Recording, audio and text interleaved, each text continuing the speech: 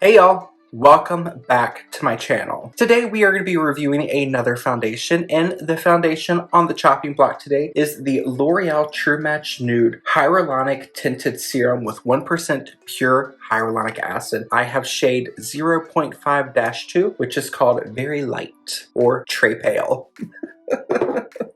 So if you have been curious to see how this foundation applies, wears, thoughts, feelings, I'm even throwing in a little bonus review of another product. If that sounds interesting, stay tuned and let's jump right into this video. Alrighty, so we are gonna get started with the foundation application. I've got my morning skincare on and I've applied my sunscreen. It's been another one of those foundation testing periods where I just really don't reach for a primer, and for me that's like a sign, why do I buy primers? Because I really don't wear them.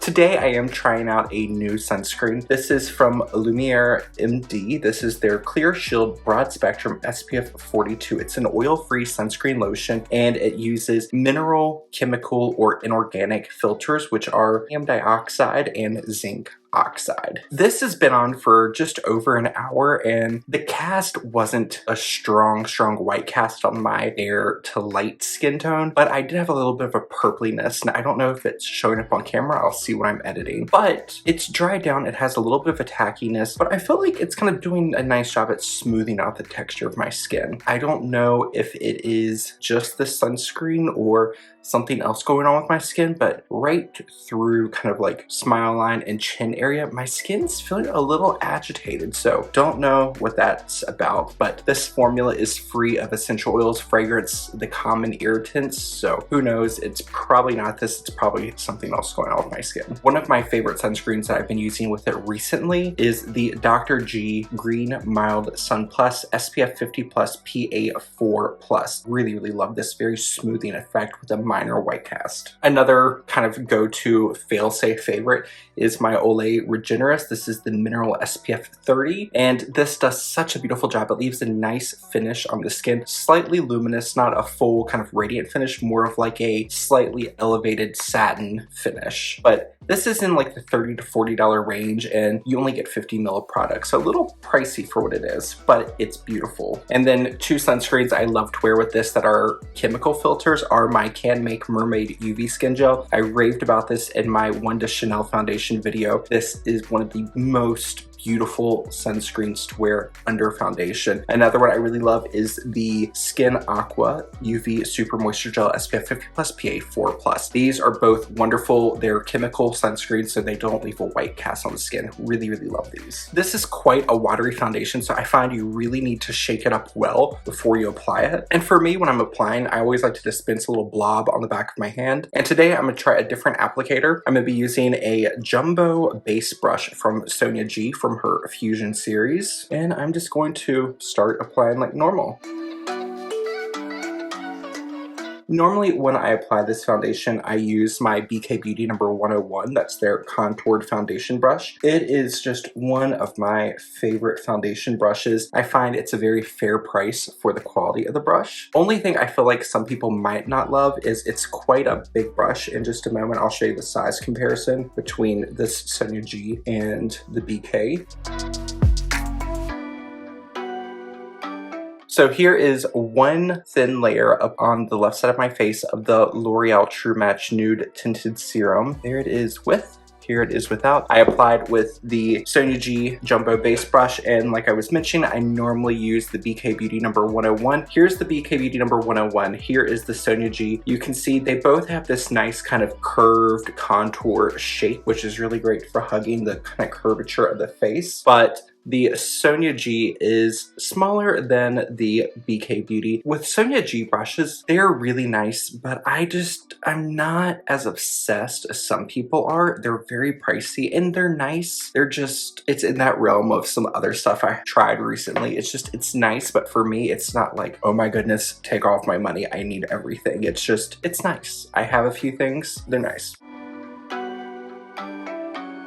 So I'm going to do the other half of my face and we'll be right back to see if we want to add coverage. Now I have a thin layer of the foundation all over, so I'm going to go back and build up and show you how this foundation builds upon itself. Now this isn't a must, this is more of a me thing. Like after I get a layer all over, I like to put the lid back on and give it a really, really good shape. For some reason, just foundations like this that come with a dropper bottle, I feel like they separate easily, so I always like to stop midways, shake the product up, re-mix it, and just that way I feel like everything is going to kind of work the best that the product can. So normal contenders for building coverage, I do the fronts of my cheeks, a little bit on my nose, and then the forehead.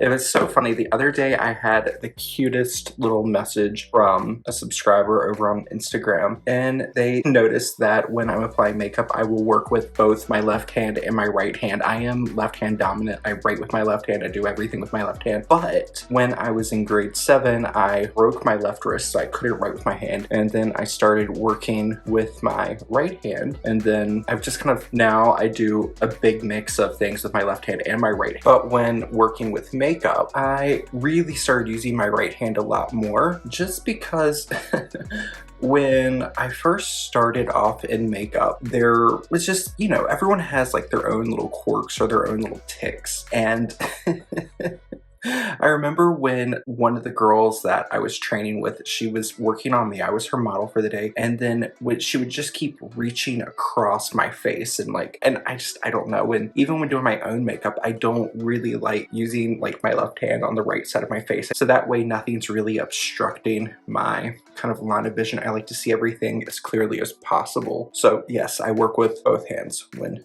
doing my makeup. Today we're gonna make it a little bit of like a twofer because I have a concealer I want to talk about, which I picked up the same time I picked up the foundation, and that is this little gem right here. This is the L'Oreal True Match Eye Cream and a Concealer with 0.5 pure hyaluronic acid, and I have the shade N1-2 Fair. Now, if you're someone who's bothered by hyaluronic acid, this is a safe skip, as well as this, because there's been an ongoing kind of growth of people becoming irritated with hyaluronic acid, which it can happen.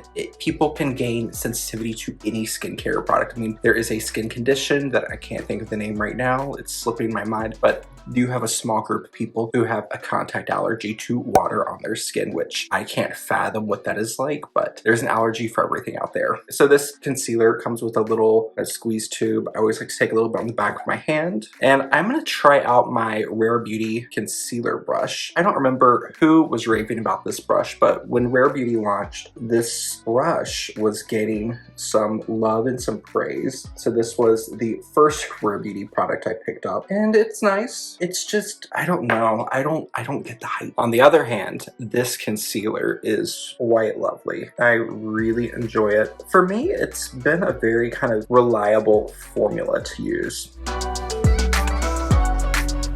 With this being a slightly more moisturizing formula, I find it's one that does well right in here, because right in here, like many people, I have more texture in that part of my eye, and some concealers, like I always think about the NARS Radiant Creamy Concealer. When I first bought that after everyone was raving about it, it just made this kind of inner tear trough area part of my eye just look really textured in. I was like, why? I want to love it, but I don't. So when a concealer doesn't do that, it makes me very happy, and I reach for it more often. So I feel like the sunscreen is not playing too well with this foundation. I'm looking a little textured. I don't know if you can see. I mean, it's not bad. I mean, from a normal conversational distance, I can't see anything, but you know, I'm the crazy person who checks and applies my makeup with a 10 times magnifying mirror, and then I'm like, oh my goodness, it's in all of my pores. But normally this does not happen when I use one of those other sunscreens that I really love with it. This isn't bad. I'm gonna give it a little bit. I'm gonna apply the rest of my makeup and see how everything kind of lays down and smooths out. I'm just take some of my Avène thermal water, dampen a beauty sponge, and I'm gonna press over this to see if I can't smooth it out just a pinch. That really helps smooth everything out. So I'm gonna apply the rest of my makeup off camera, and I will be right back. Alrighty, I am back. Went a little bit more intense with the eyes, but it's okay. It's makeup. It washes off, and it's fun to try new products out. That being said, I've now had this foundation on for about 45 minutes over top of this Alumier sunscreen. Things are starting to melt down into the skin. The thing that's looking a little kind of iffy is my chin and right through here, which is strangely the same places that my skin was feeling slightly irritated earlier. So I think those two might have some relation, which means tonight I'm gonna probably have to put like a nice healing barrier balm on and see if that doesn't fix things. This foundation is just, it's a standout favorite. I absolutely love it. It's L'Oreal. L'Oreal is seemingly increasing their prices with every single launch. I believe this is around $20 or $22 and you get 30 ml of product, which it's not bad, but we are creeping up on like Sephora range products. Like I don't even remember how much Sephora collection is, but I think it's on par with this. And you know, it's not bad, but that just means more and more products are becoming less and less affordable. L'Oreal has always been a little bit more pricey within the drugstore category. This is the foundation I hinted at last week when I reviewed the One de Chanel foundation. That foundation reminded me of the L'Oreal foundation. Would I call them dupes? By no means. This formula is slightly thicker. It has more of like a viscous, slightly cream texture, where the Chanel is a little bit more watery. If you apply this thinly, you can get a very similar effect. The shade range in this is a little, it leaves some to be desired. Like I think it comes in 14 shades. I could be mistaken, but it's a few shades. They're supposed to be quite adaptable, but I've heard from some people that the shade range, there's not a shade for them in this form. Same can be said for the Chanel. I do really like this. This has become one of my favorite easily accessible drugstore foundations, and it's a really nice one to wear. Downsides are the packaging. Like I'd rather have a pump than this little kind of pipette, but it is what it is. I can make it work. Shade range has some improvement. If you are someone who is extremely dry, you might find this foundation to feel a little dry or kind of make the skin feel a little tight. If you're someone who doesn't tolerate hyaluronic acid, skip it because hyaluronic acid is right in the title. And if you're someone who wants like a full glam coverage, this probably isn't the one for you. You can build it up, but a medium is about as far as it goes. You're not going to cover intense like pigmentation or tattoos or anything like this. This is very much like a kind of everyday, low maintenance, natural foundation. In my opinion, for the little concealer that we also tested out is very similar. It is a nice concealer. I love it for every day. I find it easy to use. It's hydrating. This has hyaluronic acid at a 0.5%, where the tinted serum is at a 1%. So once again, if you have an issue with hyaluronic acid, you might not like this. The shade range leaves a lot of area left to be desired, but if there's a shade that works for you, want something easy to throw on with your fingers, a brush, or a sponge, this works really, really well. That is going to conclude this week's foundation testing video. This week, there's not really a kind of check-in style like there was last week, because this is the foundation I've been wearing and using for months. So I've been able to kind of fill out what my feelings are. If you want more videos like this, or you want ones like last week with the Chanel video where there are kind of wear tests and check-ins, let me know, because I want to make sure I'm giving you all the type of videos that you enjoy seeing. So all the products that I talked about today and I'm wearing, everything will be listed down below. If you enjoyed the video, make sure you give it a thumbs up, share it with a friend, and don't forget to subscribe to my channel before you go. I will see you all in the next video. Bye, y'all.